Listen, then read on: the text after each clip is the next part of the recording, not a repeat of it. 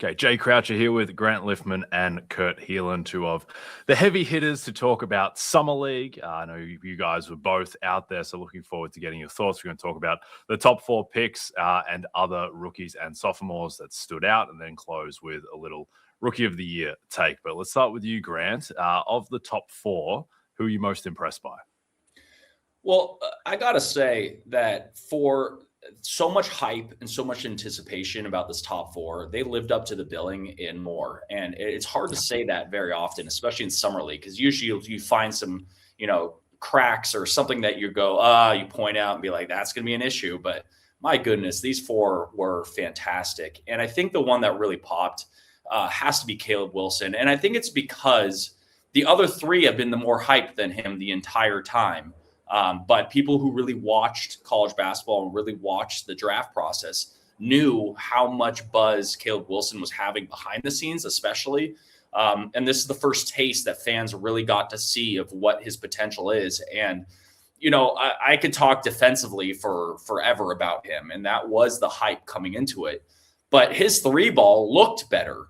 I know it went in, but it just looked better than a lot of people assumed. And again, I can't stress, and I've said this multiple times on our broadcasts and our shows, that people kind of start equating him to these power forwards like Kevin Garnett, et cetera. But he is a wing.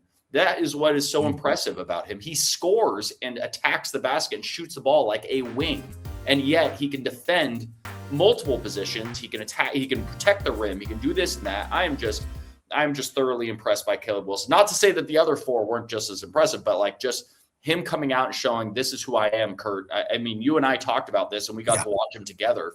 I thoroughly was impressed by him. That, and he's got that special something where when he leaps, he hangs and elevates. Like he just goes a little higher and a little farther than everybody who's trying to defend him. Like some of the greats, it led to some highlights, but like that's an incredibly useful skill when the games get serious. And I think you're spot on. All 4 looked good. I mean, Cameron Boozer played 2 games in Salt Lake and then 6 more games in Vegas, which is a lot longer than you expect these guys to play. He was rock solid through all of it. But if I've got to pick a guy, it was Darren Peterson, who, after watching him for a couple games, I was like, why did Bill Self not put the ball in his hands more? Why did he have him off ball in Kansas? When he got the rock, he saw more pressure defense than anybody else in Summer League. By game 2, Memphis is throwing blitz doubles at him, and he turned the ball over a fair amount, but he also handled it, and he showed the explosion, and he showed the maturity of his game and all right, I've got to learn from this kind of moments that you want to see. Utah fans should be really excited, and I don't know if he'll get to Rookie of the Year because he's playing next to Keontae George and Lauri Markkanen and Jared Jackson Jr. Like, there's big names and guys who are going to get touches around him, but he looked like he could. There's a reason so many teams, Grant, had him and AJ DeBonsa basically on the same tier. He looked like he could be an absolutely explosive elite scorer, and DeBonsa looked fantastic too. Yeah, and off that, Kurt, is just it again goes to show sometimes people dig too deep to be like, oh, let's knock this guy and let's find this and let's find this about them. But on the end of the day, unless there's some severe red flags, sometimes you just got to take the most talented guy possible. And Darren Peterson, in my mind, coming into the draft, was the most talented player in the draft. And I'm not saying they were right or wrong to not take him 1, et cetera. But I'm just saying, like, there are people saying, like, could he fall out of the top 4 and all this? Like, guys, he's unbelievably talented, and we got to see it. Yeah, I think Peterson just reaffirmed that he is probably the highest upside pick in the draft. But to me, and we mentioned him, but the guy who stood out the most is just Cam Boozer. The fact that he came into the draft as 1, the youngest of the top 4, and then 2, also the most productive in college, I think, of the top 4. And also really the analytics darling of the top 4. I think that he may not have the highest upside of anyone, but he may have the highest floor, just in that I don't think that Cam Boozer can really fail. Kurt, who else caught your eye from Summer League, be it other rookies or any sophomores? A little of both. I'll give you one of each.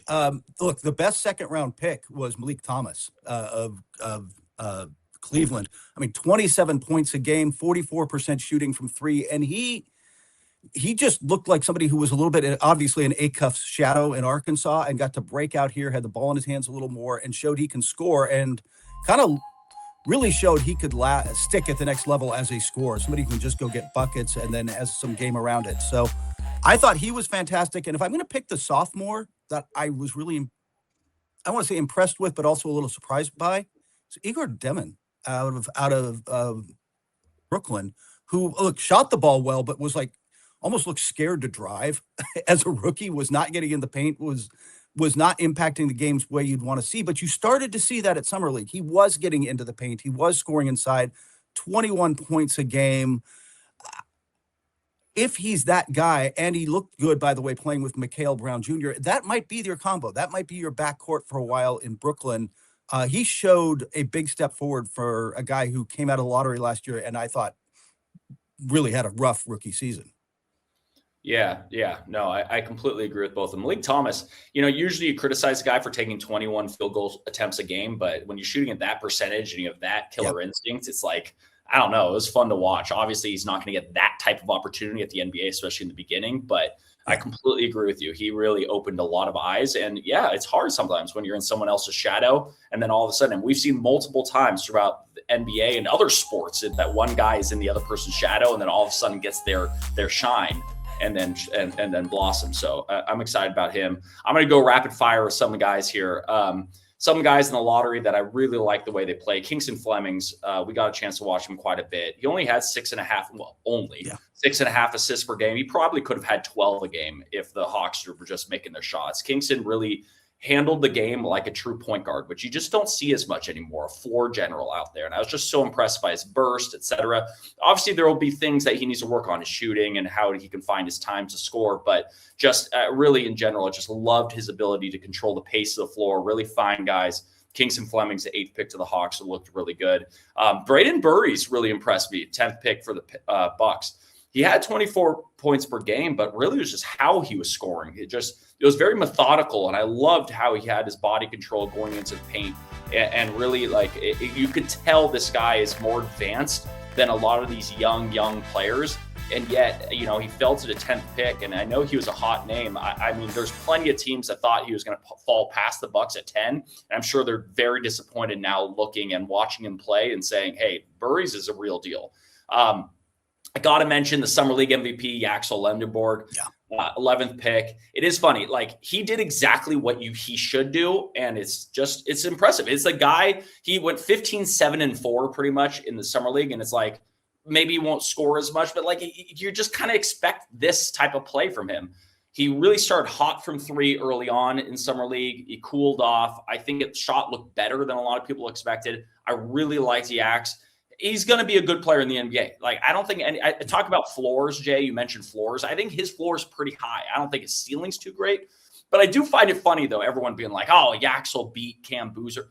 If Cam Boozer 5 years from now is the same Yaxel's age, can you imagine Cam Boozer at that age? Yax has advanced age over a lot of people. So, but not that I don't want to hold that against him. Good for him. He's going to be a really good player. So I thought he was great.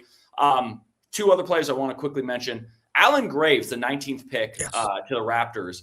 I really liked this game. This guy does a little bit of everything. He scored 17 points. He shot 51% from the field, 50% from three. He had 7 boards, 3 assists, over 2 steals, 1 block. A do-it-all guy.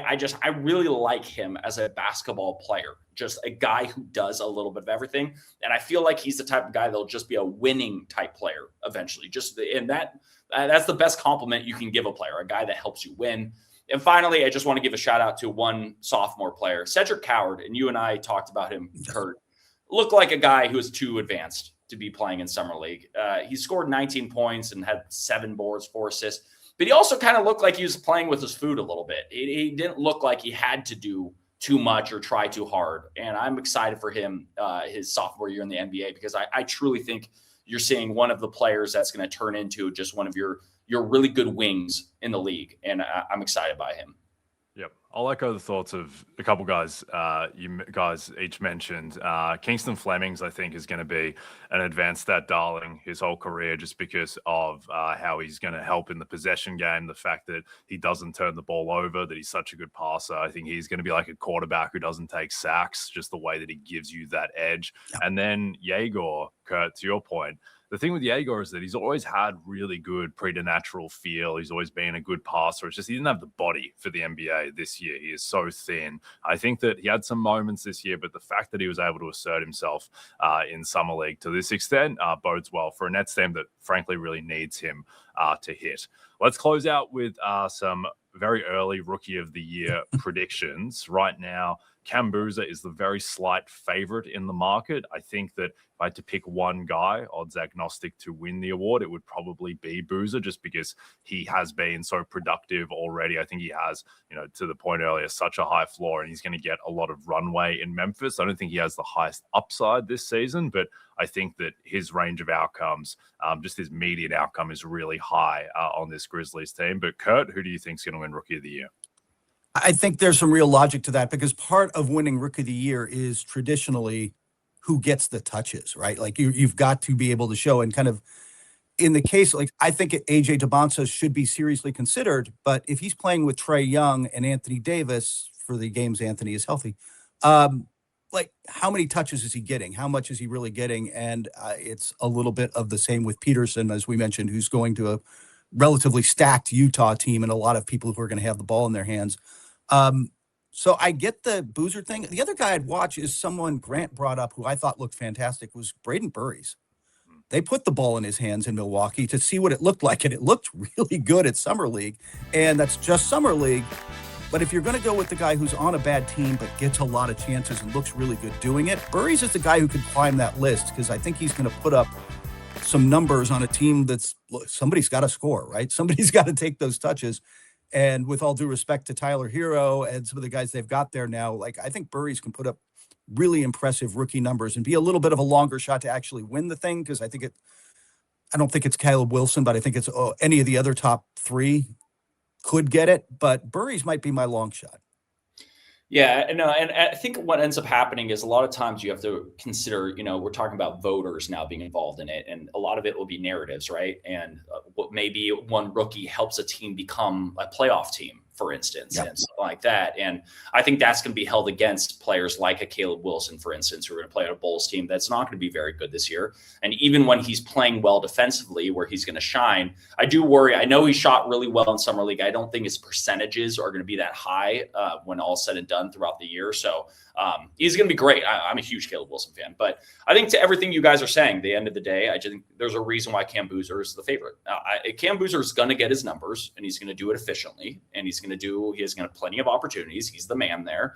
And the other guys, I think Debonsa does have a really interesting shot. I think the problem is going to be his 3-point percentage and just seeing how the team dynamics are. But like his ability to get in the lane with a Trae Young with him, he's going to have opportunities that the other guys will not have. Darren Peterson will look really good. I think that's the best team of all of those that we're talking about. They're potential like an actual playoff team. But you mentioned it, Kurt, Keontae George, Larry Markin. There's too many mouths to feed for his numbers necessarily to be very high. So if we're just looking numbers, like, would any of you be surprised if Boozer finishes the year like with like 16, 7, and 4 on good percentages? And like, if you're doing that as a rookie, there's a good chance you're going to probably win Rookie of the Year. So I know it's not the most, shock value pick, but it's just, there's a reason why he's a favorite. Absolutely. Okay. Kurt, you've got something more on Cam Boozer? No, I was just going to say, I think between those top three, which team does win, I think you're right that will absolutely play into the narrative if one of those teams breaks out and is just better than we expect. Definitely. Okay, let's leave it there. Fantastic Summer League. This is an absolutely loaded class. Looking forward to watching these guys in the real games in 3 months. Hit subscribe for more news, highlights, and analysis from the NBA on NBC.